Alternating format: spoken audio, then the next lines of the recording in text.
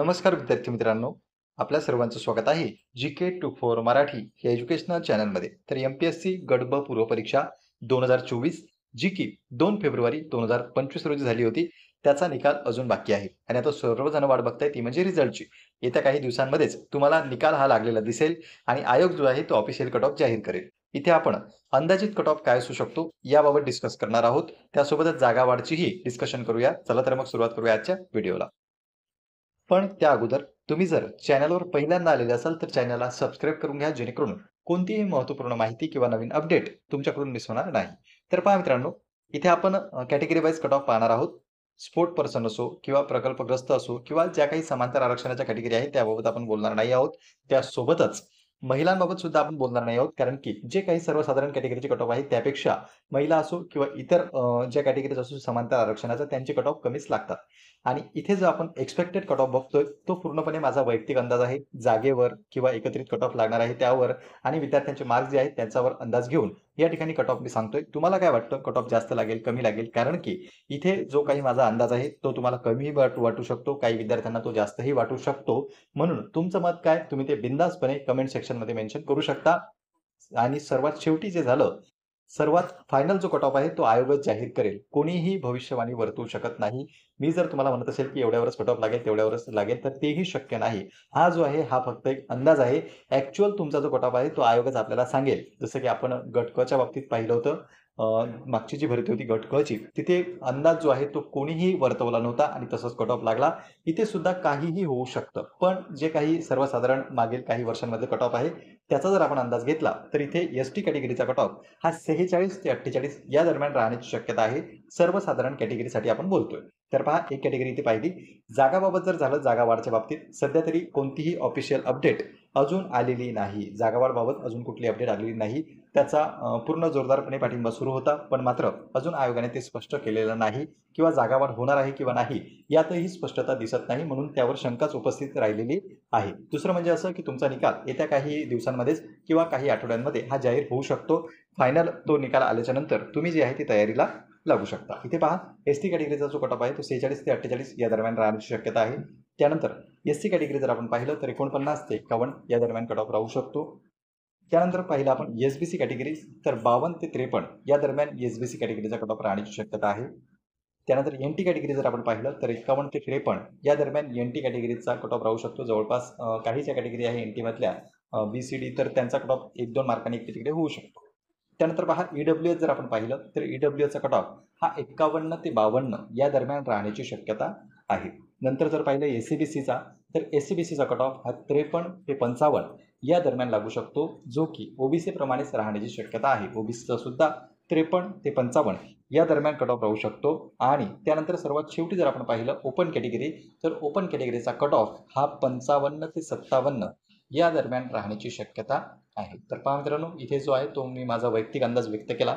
तुम्हाला काय वाटतं तुम्ही ते कमेंट बॉक्समध्ये मेन्शन करा. तुमचा स्कोर किती आहे तोही तुम्ही मेन्शन करू शकता. काही जण या ठिकाणी पॉईंट्समध्ये कट ऑफ सांगतात एक्सपेक्टेड. आता तो त्यांचा प्रश्न आहे की एक्झॅक्ट तेवढाच लागणार आहे किंवा नाही. तुम्हाला काय वाटतं कट ऑफ कितीवर लागणार आहे? पण जर तुम्हाला 50+ मार्क असतील तर तुम्ही होप्स ठेवू शकता आणि जो काही मुख्यचा अभ्यास आहे तो तुम्ही कंटिन्यू करा.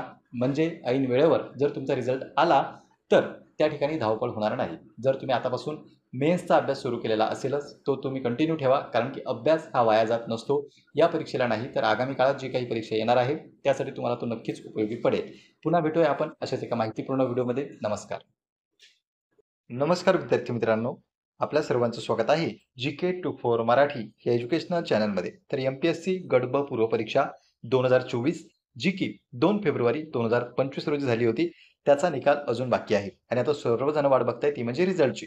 येत्या काही दिवसांमध्येच तुम्हाला निकाल हा लागलेला दिसेल आणि आयोग जो आहे तो ऑफिशियल कट ऑफ जाहीर करेल. इथे आपण अंदाजित कट ऑफ काय असू शकतो याबाबत डिस्कस करणार आहोत. त्यासोबतच जागा वाढचीही डिस्कशन करूया. चला तर मग सुरुवात करूया आजच्या व्हिडिओला. पण त्या अगोदर तुम्ही जर चॅनलवर पहिल्यांदा आलेले असाल तर चॅनलला सबस्क्राईब करून घ्या, जेणेकरून कोणतीही महत्त्वपूर्ण माहिती किंवा नवीन अपडेट तुमच्याकडून मिस होणार नाही. तर पहा मित्रांनो, इथे आपण कॅटेगरी वाईज कट ऑफ पाहणार आहोत. स्पोर्ट पर्सन असो किंवा प्रकल्पग्रस्त असो किंवा ज्या काही समांतर आरक्षणाच्या कॅटेगरी आहेत त्याबाबत आपण बोलणार नाही आहोत. त्यासोबतच महिलांबाबत सुद्धा आपण बोलणार नाही आहोत, कारण की जे काही सर्वसाधारण कॅटेगरीचे कट ऑफ आहेत त्यापेक्षा महिला असो किंवा इतर ज्या कॅटेगरीज असो समांतर आरक्षणाचा त्यांचे कट ऑफ कमीच लागतात. आणि इथे जो आपण एक्स्पेक्टेड कट ऑफ बघतोय, तो पूर्णपणे माझा वैयक्तिक अंदाज आहे. जागेवर किंवा एकत्रित कट ऑफ लागणार आहे त्यावर आणि विद्यार्थ्यांचे मार्क्स जे आहेत त्यांच्यावर अंदाज घेऊन या ठिकाणी कट ऑफ मी सांगतोय. तुम्हाला काय वाटतं कट ऑफ जास्त लागेल, कमी लागेल? कारण की इथे जो काही माझा अंदाज आहे तो तुम्हाला कमीही वाटू शकतो, काही विद्यार्थ्यांना तो जास्तही वाटू शकतो. म्हणून तुमचं मत काय? तुम्ही ते बिनधास्तपणे कमेंट सेक्शनमध्ये मेन्शन करू शकता. आणि सर्वात शेवटी जे झालं, सर्वात फायनल जो कट ऑफ आहे तो आयोगच जाहीर करेल. कोणीही भविष्यवाणी वर्तवू शकत नाही. मी जर तुम्हाला म्हणत असेल की एवढ्यावरच कट ऑफ लागेल, तेवढ्यावरच लागेल, तर तेही शक्य नाही. हा जो आहे हा फक्त एक अंदाज आहे.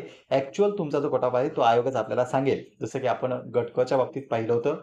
अ, मागची जी भरती होती गट क ची, तिथे अंदाज जो आहे तो कोणीही वर्तवला नव्हता आणि तसंच कट ऑफ लागला. इथे सुद्धा काहीही होऊ शकतं. पण जे काही सर्वसाधारण मागील काही वर्षांमध्ये कट ऑफ आहे, त्याचा जर आपण अंदाज घेतला, तर इथे एस-टी कॅटेगरीचा कट ऑफ हा 46 ते 48 या दरम्यान राहण्याची शक्यता आहे. सर्वसाधारण कॅटेगरीसाठी आपण बोलतोय. तर पहा एक कॅटेगरी इथे पाहिली. जागाबाबत जर झालं, जागा वाढच्या बाबतीत सध्या तरी कोणतीही ऑफिशियल अपडेट अजून आलेली नाही. जागावाढबाबत अजून कुठली अपडेट आलेली नाही.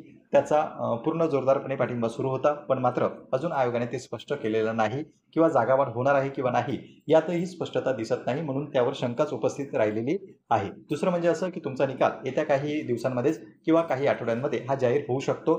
फायनल तो निकाल आल्याच्या नंतर तुम्ही जी आहे ती तयारीला लागू शकता. इथे पहा एस-टी कॅटेगरीचा जो कट ऑफ आहे तो 46 ते 48 या दरम्यान राहण्याची शक्यता आहे. त्यानंतर एस-सी कॅटेगरी जर आपण पाहिलं तर 49 ते 51 या दरम्यान कट ऑफ राहू शकतो. त्यानंतर पाहिलं आपण एस-बी-सी कॅटेगरी तर 52 ते 53 या दरम्यान एस-बी-सी कॅटेगरीचा कट ऑफ राहण्याची शक्यता आहे. त्यानंतर एन-टी कॅटेगरी जर आपण पाहिलं तर 51 ते 53 या दरम्यान एन-टी कॅटेगरीचा कट ऑफ राहू शकतो. जवळपास काही ज्या कॅटेगरी आहे एन-टीमधल्या बी-सी-डी तर त्यांचा कट ऑफ 1-2 मार्कांनी इकडे तिकडे होऊ शकतो. त्यानंतर पहा ई-डब्ल्यू-एस जर आपण पाहिलं तर ई-डब्ल्यू-एसचा कट ऑफ हा 51 ते 52 या दरम्यान राहण्याची शक्यता आहे. नंतर जर पाहिलं एस-सी-बी-सीचा तर एस-सी-बी-सीचा कट ऑफ हा 53 ते 55 या दरम्यान लागू शकतो, जो की ओबीसी प्रमाणेच राहण्याची शक्यता आहे. ओबीसीचा सुद्धा 53 ते 55 या दरम्यान कट ऑफ राहू शकतो. आणि त्यानंतर सर्वात शेवटी जर आपण पाहिलं ओपन कॅटेगरी तर ओपन कॅटेगरीचा कट ऑफ हा 55 ते 57 या दरम्यान राहण्याची शक्यता आहे. तर पहा मित्रांनो, इथे जो आहे तो मी माझा वैयक्तिक अंदाज व्यक्त केला. तुम्हाला काय वाटतं? तुम्ही ते कमेंट बॉक्समध्ये मेन्शन करा. तुमचा स्कोर किती आहे तोही तुम्ही मेन्शन करू शकता. काही जण या ठिकाणी पॉईंट्समध्ये कट ऑफ सांगतात एक्सपेक्टेड. आता तो त्यांचा प्रश्न आहे की एक्झॅक्ट तेवढाच लागणार आहे किंवा नाही. तुम्हाला काय वाटतं कट ऑफ कितीवर लागणार आहे? पण जर तुम्हाला 50+ मार्क असतील तर तुम्ही होप्स ठेवू शकता आणि जो काही मुख्यचा अभ्यास आहे तो तुम्ही कंटिन्यू करा. म्हणजे ऐन वेळेवर जर तुमचा रिझल्ट आला तर त्या ठिकाणी धावपळ होणार नाही. जर तुम्ही आतापासून मेन्सचा अभ्यास सुरू केलेला असेलच तो तुम्ही कंटिन्यू ठेवा. कारण की अभ्यास हा वाया जात नसतो. या परीक्षेला नाही तर आगामी काळात जी काही परीक्षा येणार आहे त्यासाठी तुम्हाला तो नक्कीच उपयोगी पडेल. पुन्हा भेटूया आपण अशाच एका माहितीपूर्ण व्हिडिओमध्ये. नमस्कार.